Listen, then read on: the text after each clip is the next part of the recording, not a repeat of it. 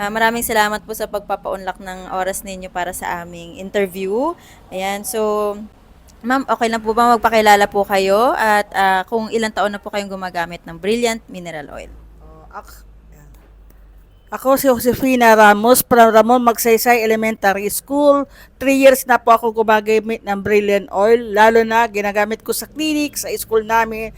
Mga batang nagkakasakit ng tiyan, ngipin, kahit anong maramdaman nilang sakit, ito lang ang pinapahid ko sa kanila.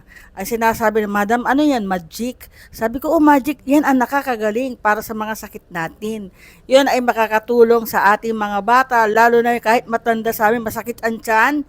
Pinapahiran ko lang mga dalawa, pahid ko sa kanila. Mamaya lalabas na ang bata, nakangiti. Kahit teacher, tumatawa rin na, wala na yung sakit ng tiyan ko. Magic. Oo, magic yan. Kasi may kamahalan yung langis namin.